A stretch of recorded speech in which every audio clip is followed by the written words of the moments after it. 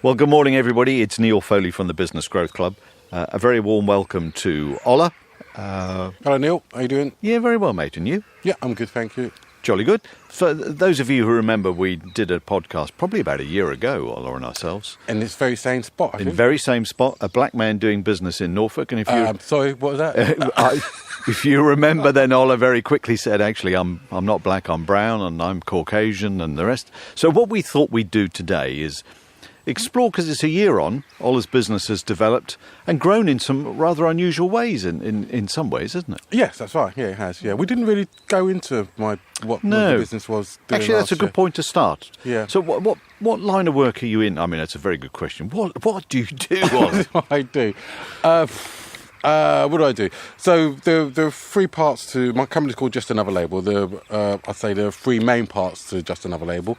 There's the music publishing side, where we publish and produce music for the media, where our music is played on majority of the major TV networks around the world, and films and corporate use for YouTube and so on and so forth.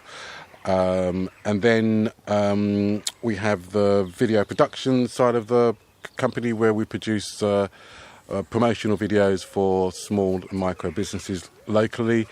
And the third is something that we've been developing for a while, which is producing an e-learning series, starting with first aid. Okay. So the music was the first one, I guess, was it? In Just Another Label, hence the name. Yes, that's been going since that was established in 1998, or incorporated in 1998. We were been going since the early 90s, though, but we incorporated in 98. Yeah, and that's evolved over the years, because initially we started on a record store, then we progressed we did various different things within the music industry, and ended up with sort of like production music, because that was the thing that suited us the best and the most, and seemed to be the most lucrative from an independent point of view. Yeah. And I guess, I mean, maybe it's an obvious question in terms of why not concentrate just on the music side, which you're well known for. I know you're being very modest, but you've got an Ivor Novello Award, etc., on the music production side. So why not concentrate on that? Why have you taken this bold step to say you're going to diversify? Because as much as I've been really lucky in terms of the music, the video production, and I'm not sure what happened with the first day, but we'll come on to that. I got bored. Okay. Because initially, as I said earlier, we started with on a market store, then we were distributing records, then we were making music and travelling the world and doing this, that and the other, and it's quite exciting and so on. It's quite fun. And then as time has gone on, it may be the same in many other businesses, it's become the publishing side is where for us is where the money is. It became more data intensive, so it became more administrative rather than being out there meeting people, being creative and so on. Although you can be creative with a spreadsheet, there's a difference. Creativity with being in the studio with creative people and making music. So, and then the video side of it, where we moved on to thereafter, was part of what we were doing, and I saw an avenue as well, because we were making music videos and other paraphernalia video wise for the music side. So then I thought, okay, I like doing videos and photography and that. So we set up Jammo and then started to make videos for small and micro businesses. So it seemed a natural. It was progression. Yeah, it's a natural progression, and it still incorporated both. Incorporated the creative side from the music, and it got us out there a little bit more. And yeah, okay. And the final one, I guess. So, and the first aid, where did that idea come from? The first aid actually came from an idea from you. Oh, did it? Oh, right, okay. Because of with the video side of things and subscriptions. Yeah. So and e-learning. Yeah. So we thought, and I saw an avenue where first aid should be available online, so that people could, take a course or lesson and blah blah blah, and and watch it online and using video and the audio, because it's all encompassing. So the e-learning and the first aid, that's how it progressed from one to the other. That makes sense. Yeah, so it's all kind of interconnected some way. Yeah. Now, what about the challenges then? The challenges, because the music side, I guess you've got covered in the sense you've been doing it for a long time. You probably know that backwards. But launching these two other new businesses broadly the same time, I mean, what sort of challenges have that brought? Well, the challenges with staff is the biggest problem with any business, is getting the right kind of people to help manage and train and develop them, especially in a rural location where we're situated. Yeah, and you are very rural, aren't you? Yeah. I mean, you're in a hamlet, essentially, aren't you? Just, 3 or 4 miles from this? No, a bit more than that, 7 miles. Is it really? Yeah. So in the middle of nowhere. Yeah, so, and hanging on to them, it's hanging on to, particularly with the music and the video side, it's locally, it's finding creative people that want to hang around and rather than go to London or to Norwich or some of the big cities, where they've got more opportunities and more fun, big lights and so on. So, Sure. So that's been one of the major challenges. Is finding staff and holding on to them long enough to keep the business going. Then with the first aid, the challenge was relying on others. Okay. To basically, who may have the same impetus and ideas that you may have to develop an idea. So what happened there, I started with one individual. It didn't work out. They were a first aid trainer.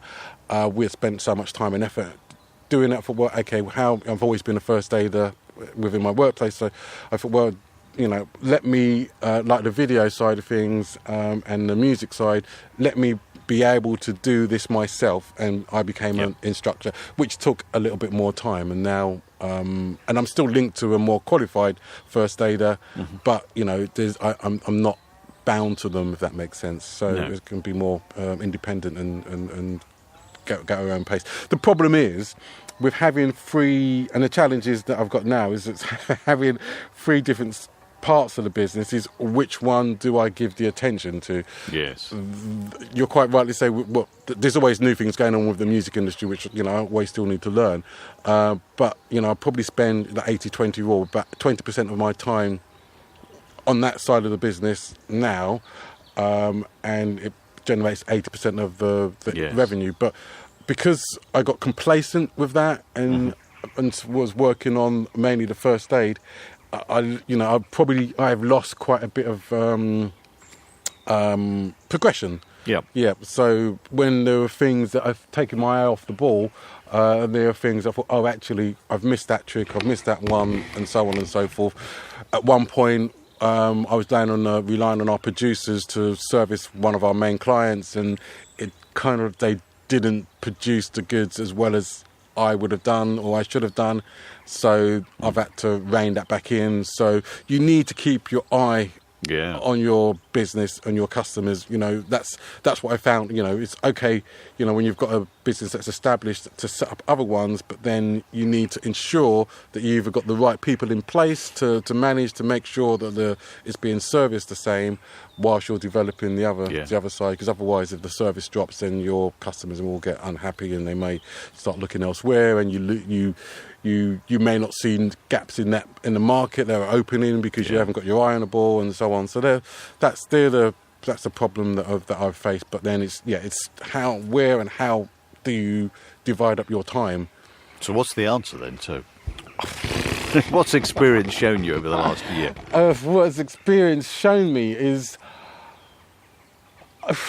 it's I don't know, Neil, to be honest. Well, I just do what you need to do and try to, because what's happened with the video production is in the past 6 months, just out of the blue, we got a new client, and that client has taken up quite a lot of our time, Yeah. but then it's decent money, it's decent income. We haven't got to do any marketing, we don't have to do any sales. The work just comes in, so which is a great position to be in and to have been in. But then that's another reason why we took our eyes off the other two parts of the business, i.e. the first aid, because that slowed down because we're putting more emphasis on the video side of it, and the music side. That's where we kind of like didn't give enough attention to one of our main customers. So so it's but I've noticed that, I've readdressed that, and then just kind of try to divide up my time a little better. And that's the only.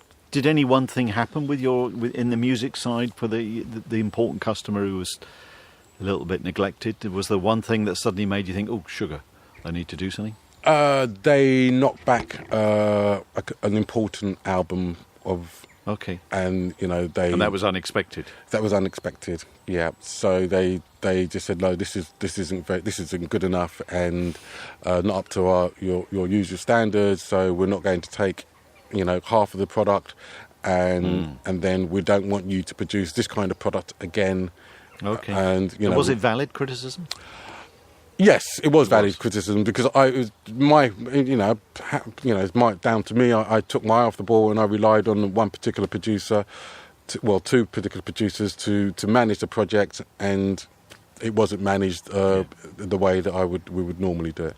And actually, I think I'm right in saying you manage all this music side remotely, don't you? In terms of you're not sitting in the same office or building as any of your producers or any of your collaborators. The reality is you're managing it all remotely, aren't you? Yes, it's all. Yeah, so our guys. So that's hard, though, isn't it? It's been a challenge with our internet, because our internet hasn't been great.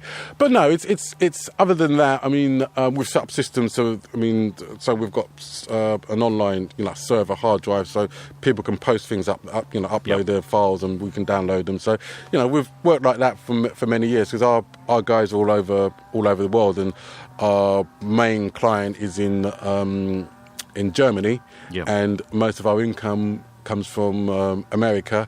And then our artists are spread all over the UK and different parts of Europe as well. So you're used to the remote side of things. Yes. So that's and with Brexit and what have you, I think we need to think out of the box and not be used to working so locally, because as a business, apart from the video side of our the producing videos for businesses, our intention is always to export. We're an exporting company, and that's where we get the majority of our business. So even with the first aid, we do intend to export that digitally across Europe and different parts of the world.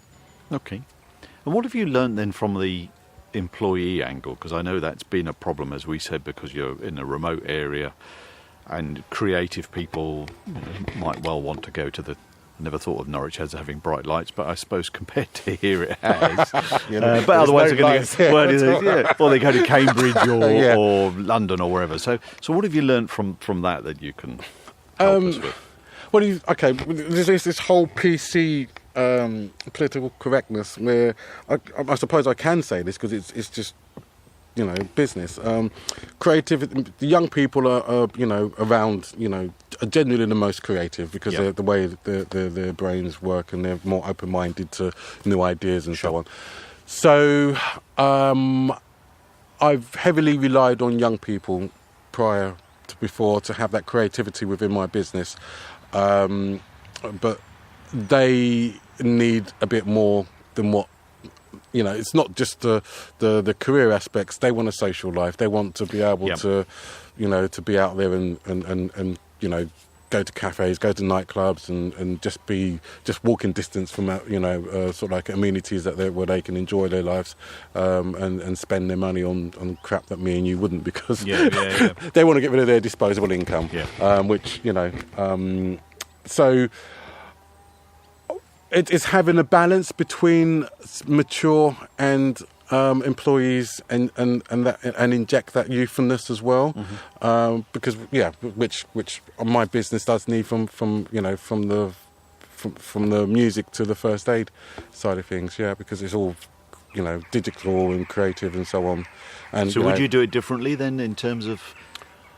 Now I'm looking to employ more mature people rather than younger people. So you'd sacrifice some of the creativity? Yes. For the stability, or... Yeah, for stability, yeah. So that's one, that's been my main holdback, I think, yeah. Okay. And let's talk a bit more, because I know you've started to do some work. You mentioned it before in terms of with an educational establishment. How did that come about? Because that wasn't on the radar at all from my understanding and talking through to you. No, that was kind of out of the blue. We were joined this networking group called the Thetford Business Forum. Okay. And you know me with my grants. I got a few years ago. I got a grant for video equipment as we were setting up this. So I thought, let's put a bit back into the community and whatever the business community locally, and I offered to do a free video to promote the town, because that's what the Thetford Business Forum is about. So, and how far away is Thetford, just for our listeners? How far away is Thetford from about you? 12 miles away. And it's a decent-sized town, really, isn't it? Yes, it is. Yeah. Okay. So we started that, and then basically all of a sudden, out of the blue, the lady Valerie Brown said, "Oh, there's a kind of like a connection. A college wants to get involved. Could you train up? Can they come on the project?" And blah blah blah blah. And it just happened from there. So right, okay. So we started working with the college and the youngsters, and then it just came out of the blue from there. It's been a hell of a project, but learning curve. But and we there we go. Without meaning or wanting to, there I am back again with the youngsters. Yeah, I mean it is actually a recurring theme of yours, isn't it? But I know that's it's a very noble side of yours that you've always wanted to give back. And I think if in some ways, with you wanting to employ young people in the creative sector, you've given them an outlet, haven't you, in an area where there is nothing else creative going on. And I think that's to your credit, although it might have held you back a bit. I wouldn't say it's held. I mean, in terms of being held, but actually, maybe that's if I did say that, didn't mean it's held me back. No, I don't think you said it. It's me putting words in your mouth, if you like. Well, it's been difficult for you. That's maybe a better way of putting it. Yeah, I mean, I do enjoy working with young people. The Ivy Novello Award was for our efforts of working with young people. So, that was in a prison environment, wasn't it? Yes, yeah. So that was for a musical documentary called Felton Sings, which was a musical documentary, the first of its kind on Channel 4. We like to give young people the opportunities to creatively, and we do employ. Sorry, look at that mole. Sorry, can you see it? Oh my goodness! Ola is pestered by mole, and there's a blooming mole coming down the blooming lawn. Sorry about that. Normally they react to vibrations, so... maybe they're coming towards us. It's actually coming towards us. Isn't that odd? Sorry. That's got to be the most bizarre thing. So when we said we're in the middle of nowhere, we weren't lying. We are actually in the middle of nowhere. Yeah, so the young people is a recurring theme, isn't it? Yes, it has. It is, yeah. And we have, over the last 13 years, given quite a few young people some good opportunities to develop their creative skills and to have something to put on their CVs and so on. Yeah. And when we were in London as well, we were, we did pretty much the same. In terms of when you went to the Thetford, is it called the Thetford Business Forum? That's correct. That's right, isn't it? So when you went there, was this just networking in its purest sense? I know you said you wanted to try and give something back. How do you tackle networking? I don't know. Just turn up and be yourself, and because you've been you've done a lot of networking in the past, but other than the Thetford Forum, I don't think you do any networking now, do you? Well, no, there are a couple. I mean, obviously, I go to the Business Growth Club meeting once a month. There's one in Bury that I go to once a month, and then the Thetford Business Forum, and that's it. Yeah. Okay. And they're all. Oh, the Thetford Business Forum is quarterly, and they have odd events occasionally. Right. Okay. Yeah, I mean, I know I don't do as much as I used to, but And with it being quarterly, can you still make connections even though it's quarterly? yes, because sometimes they do events in Okay. between, yeah, and it did take quite a while for anything to materialise from Yes. it. So it was a bit of a slow burn, unlike BNI, Yeah. which is Just full on, isn't it? Yeah, totally different story. And also, whilst there was a point where I decided I want to cut back with the networking because I needed to develop product and I didn't Yeah. have enough time. And yeah, it was just so that I could just keep myself out there a little bit. Yeah. And also, essentially, I felt that most of our business is generated not out of the area, so I don't really need to do as much networking. No. But in hindsight, with this new contact in education, that's opened up a whole heap of different opportunities. So it's like, right, what do I do now? I'm going to ask you some advice then. He was, so what would you do? It's like, well, okay, so I'm trying to develop this project, this first aid, this e-learning, which has been going for so long. The music side needs attention. There's a few different avenues that are opening up that I need to focus on, and which I've taken my eye off the ball.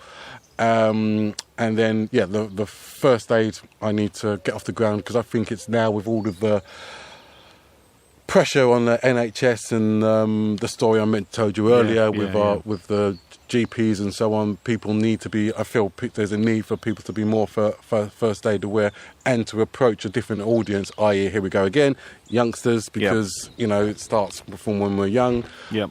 So how would you tackle my... Your dilemma. I think the key one for me would, as you mentioned at the beginning, the old 80-20 rule, is you must not lose focus on the fact that the main driver from a revenue viewpoint is the music side. And you do need to look after your existing customers and make sure they're loved and valued and the rest of it, because ultimately that's the value in the business is not only the value in terms of the revenue stream that it delivers, but also any value if you ever wanted to sell it. So that has to be number one focus. In particular, if you have a propensity to quite like the shiny new object over in the corner, which we all do, me included, in terms of it's very easy to be constantly thinking about new people and new avenues. So you need to secure the music side. But then I think, having said that, I would throw myself wholeheartedly into the education side, because I think you could probably do the first aid and the education side, the videoing that you're doing, because it's a different income stream that you've never will have thought of. It involves young people that you're passionate about helping, remembering your own background, and it's exciting, isn't it? Yeah, it is exciting. It keeps you young, doesn't it? Yeah, it keeps you young, and I would think of the both, that maybe you could do the education and the first aid together. Yeah, but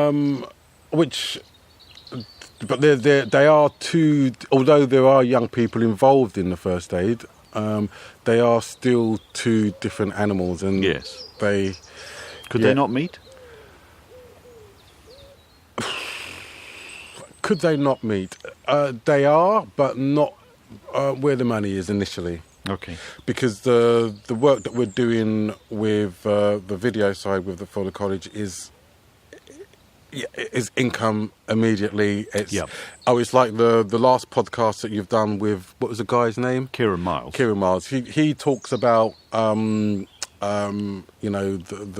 rather than having a subscription-based service, he just work on a project. It works on a project by project, which I totally get, and it's a bit of both. So the video side with the college is project by project, and it's this, and then whereas the first aid is kind of like passive, is more passive. Yeah, I get that. So we've got a balance of the two. Yeah, you have.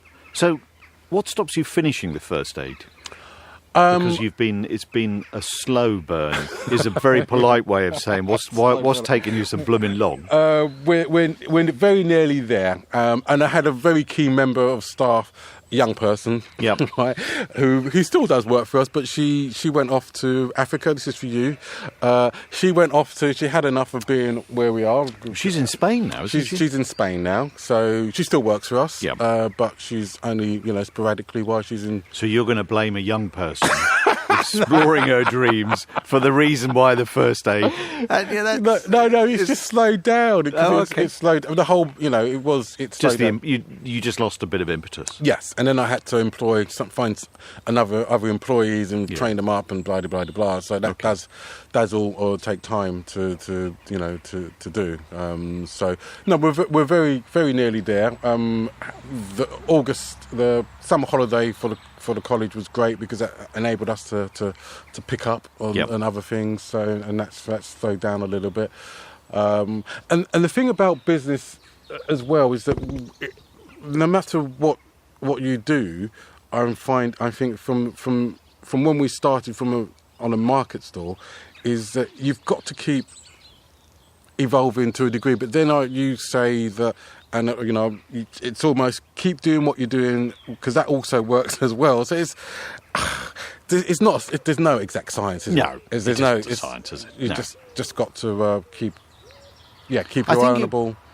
You're a very good example of how you should keep ploughing your furrow and keep going, but at the same time be mindful of opportunities that are around and the rest of it. What you do see people doing is just moving from one project to another project to another, and I think invariably that doesn't work. There is real mileage, isn't there, of just staying in the game and just keep going, and then people won't, particularly in a B2B environment, people won't do business with you quickly.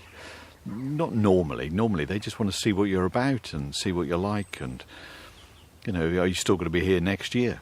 So I think I think you've done it the right way, but just keep yourself interested, isn't it? Yeah. You don't want to get bored. No, I'd say on that point, being bored, I feel very fortunate that I've been able to just do what I love and enjoy what I do. So yeah. And you actually enjoy living in this field, don't you? Yeah, it has its moments, like now being... The mole's come back again. Yeah, it has its moments, but you have to put up with nature, which is... you're living in harmony, aren't you? But no, I do enjoy living there. It's good. It's a good place to be creative, but I do miss the creativity of a city like London, where I'm originally from, and the cosmopolitanness of it all. So, and can you see yourself having an office one day? And I know you've talked before about possibly into Bury or Thetford or wherever. Yeah, at some point, but at the moment it's just going to be an unnecessary distraction. Okay. Because moving and, I did look around and then it's just like, oh gosh, I've got to do this, I have to do that. Actually, now's not the time. Yeah. You've got enough to do, haven't you? I've got enough to do at the moment. And all of the things that we need to do, moving is not going to solve or improve anything. It's, not for the immediate future. No. And then we've got space to do what we need to do here, and without the rates, which I'm sure the government will clock onto at some point, with so many people working from home. It's a big thing, isn't it? Yeah, we don't get charged any business rates. No. Which how do you get lonely working on your own? I mean, how do you counter that? Yes and no. Well, sometimes. But then you kind of keep yourself active, get up and do something physical, or don't sit on your arse all the time and move around. Just keep your mind moving and go networking and because I don't, whenever people go home who I employ, apart from family time, I will continue working. But then I'll communicate with different people or different, around on remotely. So right. Because I know that's a big issue for a lot of people, isn't it, in terms of the loneliness of working on your own. It has its moments, and being here particularly can be challenging, especially in the winter. Yeah, in the winter. But then that's where you'll probably find me doing more networking. Yeah, well, it makes perfect sense. Getting out and about, So is there one key thing you've learnt over the last year? Because I can't believe it probably is a year ago since we first did this. So one thing you've learnt over the last year? One key thing that I've learned is to... Oh, God, that's a tricky one. One key thing that I've learned many things. One key thing is on your is not to spend too much time on one specific chore. Keep moving, just keep changing to keep active. So don't because I suffer from OCD, and you like to just spend hours and hours on one project or a chore or task. Just do it in stages, break things up to keep the enthusiasm. Because that's one key thing that I've learnt that keeps me going and makes me more productive. And that I can see what you mean by that, because that's certainly true with the first aid, isn't it? You could get it to 95% right, and that's probably good enough to launch. Whereas your temptation will be to say, no, I want it 100% right, and then you spend another X number of months trying to get it done. Actually, it makes no difference. No, you're probably right there. Yeah, and that is you, isn't it? Yeah, but we are going to launch soon. We do have quite a bit of interest as well. So. Oh, great. So yeah, we do need to get it right.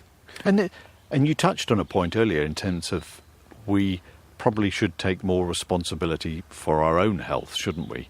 Yes, there is a temptation, I guess, in a developed country like ours to think, well, somebody's going to solve that problem, or it's somebody else's problem, or why didn't they, do X, Y, Z? Whereas actually, we've probably got a lot of responsibility to learn things ourselves. So your course, I think, will fit in really nicely there. Yeah, because what we've found is you keep hearing things about the NHS and how problematic it is and how it's being strapped for cash and GPs and so on. We do need to be more aware of our health ourselves, yes. and particularly men, because we don't necessarily, something goes wrong, and think, it will pass.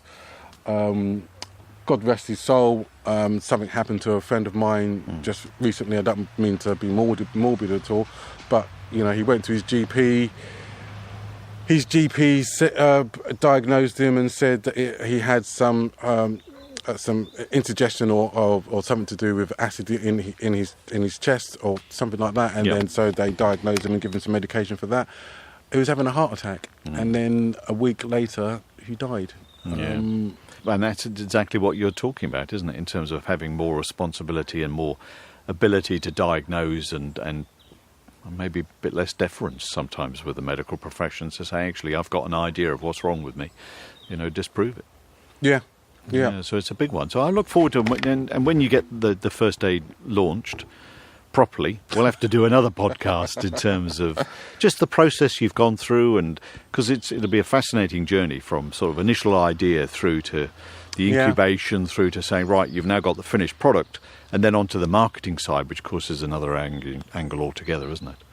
Yeah, there's just one thing about marketing as well with the businesses that we've set up is that there's so much. I mean, we're not an internationally multi-million pound company, but from a small micro business, that I think there's so much emphasis on everybody being online and being that business and spending money and loads of time doing that. That's not where we make our money, and that's we provide services and pass them on for other people. It's face to face development and networking and getting to know your customers. I think the value in that is just as important, or especially initially, even from an international business, it's getting that core group of customers going. Even going back to when we first started, was getting ground roots business, and then all of a sudden we're international. How did that happen? Without the use of the internet, we were selling records and music in Japan, in America, in Holland, and selling hundreds of thousands of units. And it's like, so and that's another thing that I've learned over the years, is that because I've tried several businesses online, and they've all tried to do online business, and they've failed for me. But the ones that seem to work are the ones where I get to know people and do face to face and have that different sort of customer approach. Makes perfect sense, doesn't it? The great marketeer Seth Godin had a quote last week, the week before, talking about the internet, saying that everybody thinks of a mass medium because there's 3 billion people online, But the reality is they look at about 1,000 pages. So actually it's a micro medium. It isn't a mass medium at all, because if you shout at everybody, which we know in target marketing, if you shout at everybody, nobody listens. Whereas actually it's a micro medium. But face-to-face, there's no substitute for face-to-face, is there? No. And I don't think there ever will be. No. And that.